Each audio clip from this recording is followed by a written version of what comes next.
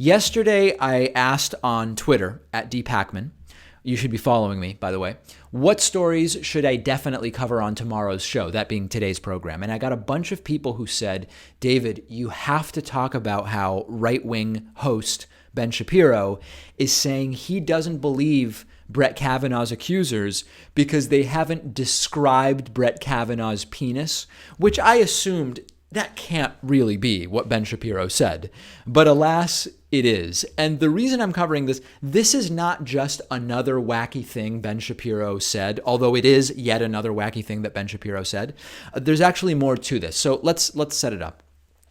Brett Kavanaugh has been accused again of sexual assault. Trump is off the rails tweeting about it. I told you about that earlier this week. And in comes Ben Shapiro, and he says the reason that he doubts the veracity of the allegations is that if Kavanaugh had really sexually assaulted anyone, the victims would have been able to describe Brett Kavanaugh's penis in detail by now. This apparently counts as an argument in some circles. Take a look at the video. Check it out. We have had a bevy of public figures in recent years who have had their genitalia described on national television by people who allege sexual assault. Right? Stormy Daniels famously described President Trump's genitalia. Bill Clinton's genitalia. Details of such were talked about.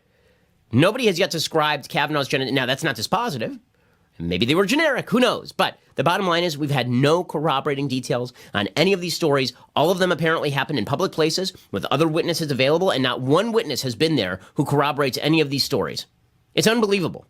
And yet the Democrats are still saying that Kavanaugh should be kicked off the Supreme Court based on what? A new report from a guy who says that he was at a party and saw a male grab Kavanaugh's penis, which, by the way, would be sexual assault, and then thrust it into the hand of a female who says she doesn't remember the incident. It's so crazy that this is the argument that Ben Shapiro is making for why he doesn't believe the allegations against Brett Kavanaugh. It's almost like he doesn't know how sex works, and I know he must because he has children, right? I mean, I don't know much about his personal life, but as far as I know, the humans that he calls his kids are biologically his kids, and as far as I would guess, they were conceived in sort of the normal way. So you would imagine he knows how sex works. I can't believe I'm doing this, but there are a few problems with this argument from Ben Shapiro. First of all, of course, is that incidents that happen at parties, sexual assaults, all of this stuff, many of these things happen in dark places. Like this is so rudimentary and fundamental. But from a logistical perspective, if something happens in a dark place, you may not have been able to look at identifying marks on Brett Kavanaugh's genitalia.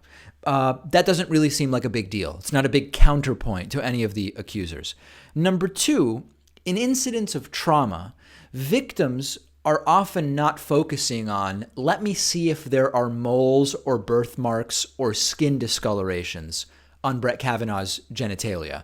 They're scared for their lives, they're being assaulted, and their priority likely is survival and getting away. So once again, not having in mind particular characteristics of Brett Kavanaugh's penis does not seem to be material in this case.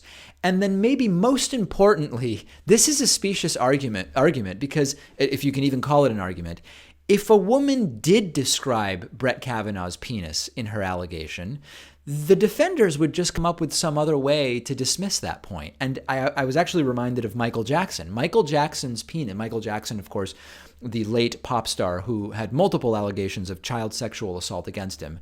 Michael Jackson's penis was described by accusers, and defenders just came up with excuses. I don't remember exactly what the excuses were, but listen, if someone describes Kavanaugh's penis, they could say, well, someone could have told them how to describe it. There could be a doctor with knowledge of his penis who is involved in the conspiracy, or it was a lucky guess, or with Jackson was known to have vitiligo, the skin condition, so it would be just a safe guess to say that his penis also had discolorations because it's known that he had vitiligo, or whatever. The point is, you can always defend it. Someone describes Kavanaugh's penis, well, they could have been in cahoots with a doctor who saw it once, or the description was too generic, or it's not accurate in some minute, irrelevant way, or whatever. And by the way, I think, let me link this back now beyond Ben Shapiro to really what is the issue. The media focus on Kavanaugh's behavior in high school and college instead of his lying to Congress and his extraordinarily suspicious financial transactions may at the higher level be both misguided and counterproductive, but that's a completely different story. So there's the analysis from Ben Shapiro. He wants the penis described in detail, or he is going to be skeptical of the allegations that have been made. This is 2019, and this is the world that we live in today. Let's take a quick break. Make sure you like The David Pakman Show on Facebook at facebook.com/David Pakman Show. Coming up next, a judge has been permanently barred from the bench for posting a pro-Trump MAGA message with a picture of a noose. Nice, right? We'll talk about that after the break.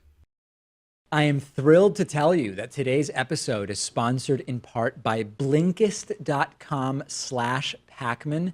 Blinkist is a really unique service for your phone, tablet, and web browser, and it is incredibly useful for people like me who love books and learning but are busy.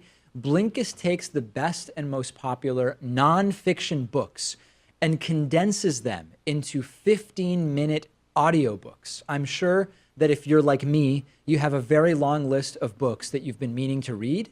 You only have so many hours in the day, and that's why Blinkist is so amazing. They take the most important information, the themes, the insights from each book, and they distill it into a 15-minute audiobook that you can listen to in one sitting. I've listened to a ton of books on Blinkist. Our audience can get a 7-day free trial by going to Blinkist.com/Pakman. If you're watching on YouTube, I put a link in the description. I have listened to Blinkist books about economics, about political science, about history, about science, so many interesting things. And after the free trial, if you like it, you can continue enjoying thousands of condensed audiobooks for about $5 a month. Go to Blinkist.com/Pakman. That's BLINKIST.com/PAKMAN.